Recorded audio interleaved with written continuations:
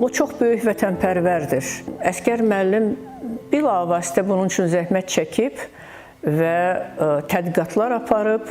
Onun İrəvan Ziyalıları adlı kitabının mən düşünürəm ki, çox böyük əhəmiyyəti var. Düzdür, bu mövzuda sonradan yenə kitablar, başqa kitablar da yazıldı.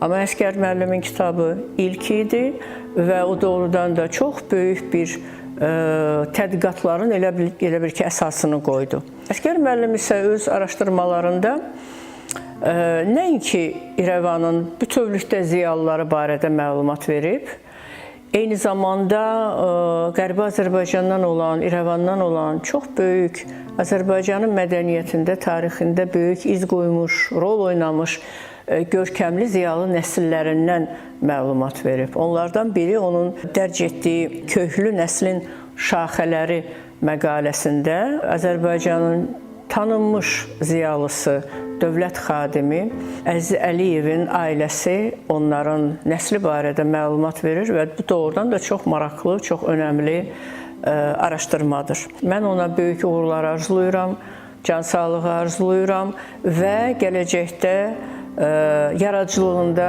daha böyük qələbələr, uğurlar arzu edirəm.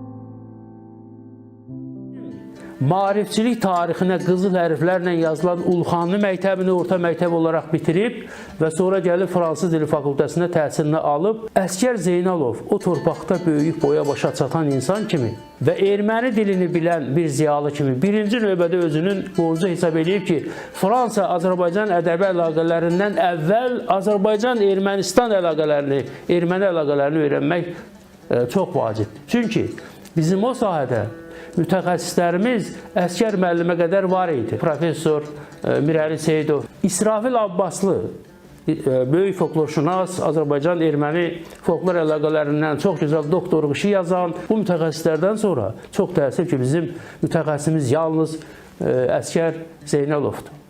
Erməni dilini bilən, erməni əlyazmaları ilə sərbəst şəkildə işləyən və o əlyazmalarda Azərbaycan mədəniyyətinin möhrünü, damğasını dönə-dönə ispat eləmiş ziyalımız, sonuncu ziyalımız Əsgər Zeynalovdur. Əsgər Zeynalov 500-dən çox həmin əlyazmalar əsasında Azərbaycan bayatılarını aşkara çıxarmış bir adamdır. Və ispat eləmiş adamdır ki, Azərbaycan mədəniyyəti yalnız bayatıları ilə yox, özünün nağılları ilə, dastanları ilə, xalq şeirinin, aşıq şeirinin müxtəlif janrları ilə erməni mədəniyyətinə əsrlər boyu təsir eləmiş bir mədəniyyətdir. O mədəniyyət Azərbaycan mədəniyyətinin təsiri ilə Azərbaycan dilində şeirlər qoşan sənətkarlar yetişdirib. Azərbaycan dilində, Azərbaycan türkçəsində aşıqlar yetişdirib. Azərbaycan türkçəsində dastanlar qoşan. Erməni məişəti, erməni toyları, erməni şənlikləri Azərbaycan nəğbələrsiz, Azərbaycan qoşqularsız ötüşməyib. Və bu faktları əl yazmalar əsasında üzə çıxardır Əsgər Zeynalov.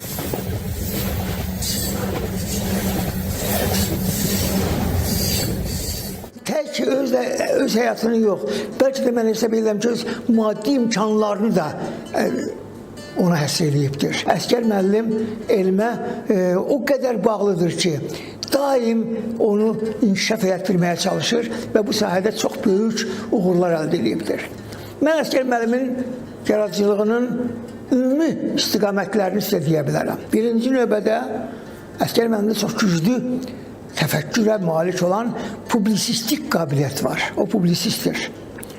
O, yəni məqalələrinlə sadə, yəni gündəlik məsələləri yox, daimi problemlərimiz olan problemləri qabardır. və o problemləri qabardır ki, o məqalələrində, hələ məqalələrini deyirəm, publisistik yazılarını deyirəm. O məqalələr artıq Azərbaycanın sərhəddindən, daha doğrusu köhnədə deyirik, zarafatla biləcərdən kənara çıxır. Yəni, dünya miqyasına çıxır. Dünya, onun, yəni, Fransada, İngiltərədə, Almaniyada, Hindistanda, Amerika Birləşmiş Ştatlarında demək, məqalələri yayılmağa başladı və onu artıq bir ciddi publisist kimi tanımağa başladılar. İkinci, Əsgər müəllim çox gözəl tədqiqatçı alimdir. Onun tədqiqat mexanizmi, istiqaməti nədən ibarətdir? Birinci növbədə o dediyim kimi sırf mənada ədəbiyyatla məşğuldur. Onun həm namizədli işi, yəni bayatılar, Azərbaycan ədəbiyyatıdır, həm də doktorluq işi, demək 18-ci əsr fransız maarifçilik ədəbiyyatı idi, Voltaire'dən yazmışdı və doğrudan da Əsgər Voltaire və Şərq mövzusunda çox dəhşət, dərin, unikal bir tədqiqat işi yazdı. Və Voltaire haqqında biz bir filosof kimi danışırıq. Fəlsəfi povestlərin müəllifi kimi danışırıq. Əsgər müəllim onu şərqi gözəl bilən, şərqə bağlı olan böyük mütəfəkkir bir ziyalı kimi təqdim elədi.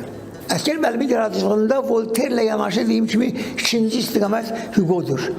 Hugo haqqında o qədər qiymətli, o qədər maraqlı araşdırmalar apardı ki, demək olar ki, bu elmdə çox nadir hallarda baş verən bir şeydir. Sensasyon faktlar üzə çıxartdı. Məsələn, Victor Hugo'nun İslam dinini qəbul eləməsi. Avropalılar, fransızların özləri, Almanlar çaşbaş qaldılar. Doğrudanmı Victor Hugo müsəlmandır?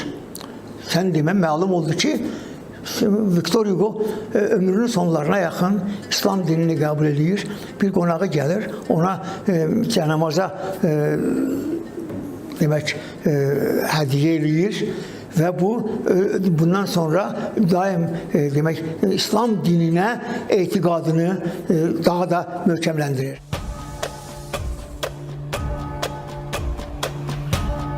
Mən Əsgərin yaradıcılığında ikinci duran elmi tədqiqat işlərində Hugo yaradıcılığıdır. Və Hugo'nu da bir dəfə Əsgər yazıların birində yazıb ki, o müsəlmansılığı qəbul edib. Dedim ki, Avropada Hugo sevərlər bilsə ki, günlərin bir günü Hugo müsəlmansılığı qəbul edib, Əsgər səni parçalayacaqlar onları. Çünki Hugo'nun müsəlman olması söhbəti Əsgər müəllim ortaya çıxardı. Öndə faktla ortaya çıxardı, yaradıcılığla ortaya çıxardı və Hugo'nun İslam dininə və müsəlmanlığa olan məhəbbətinin əsasında Əsgər müəllimlərində bir tarix sənədlər var idi, onun əsasında Hugo sevərləri sübut elədi ki, Hugo müsəlmansılığı dərk eləyərək qəbul edib. Üçüncü yaradıcının mühüm doğulan əsər onun bədii yaradıcılığıdır. Hara gedir bu əsərin haqqında mən bir yazı yazmışam. Deyim, Əsgər, var vətənpərvərlik, var vətəndaşlıq.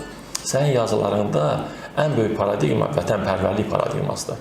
İrəvandan tutmuş da hesab edək Azərbaycanın müxtəlif bölgələrinin təsvirinə qədər. Elə hara gedib bu qatarın özündə Əsgər bir kəndə İrəvana getmişdi. Azərbaycanın nümayəndə heyətinin tərkibində müəyyən tədbirlə bağlı və qaydanda kəndlərindən keçib. Mən onun haqqında bir yazı yazmışam. Deyim ki, əgər kimsə bu kitabı günlərin bir günü mənim qədər Əsgərə yaxın bilsə, Əsgəri yaxın bilsə, mənim qədər Əsgərin öz elinə, obasına, vətəndaşlıq və vətənpərvərlik meylləri haqqında təsəvvürə malik olsa və əsəri ciddi diqqətlə olsa görər, sıxsa kitabı qan töküləcək. Əsgərin ağılla, ürəyinə sıxmış olduğu göz yaşları qana qarışıb kitabdan da çıxıb. Onu gərək oxuyanda belə başa düşəsən. Bu əsər belə deyərdim, insan ağılla hissin yoğrulur, onunla yoğrulur. Əsgərin bu əsəri də hisslə ağlının yoğrulmasından ortaya gələn bir şeydir. Ona görə ki, o hadisələr ki, təəssüratdan keçəndə, onu oxuyanda o emosiyalara qapanmamış mümkün deyil. Mütləq sən də əsgərin ardınca emosiyaların dalınca düşürsən, gedirsən əsgərin yaşamış olduğu kəndə, kəsəyə, evinə, eşiyinə və bir də o həsrətə və bir də o niskilə və bir də o qüssüyə və bir də o qədərə deyirəm ki, bəlkə də bu əsərin bu qədər gözəl ortaya çıxmasına səbəb Freydin dilinə dediyi yaradıcılığa təsir edən qüssədir, qədərdir, kəmdir, eşqdir, məhəbbətdir və hamısı əsgərin yaradıcılığında öz əksini tapmış bir hadisədir.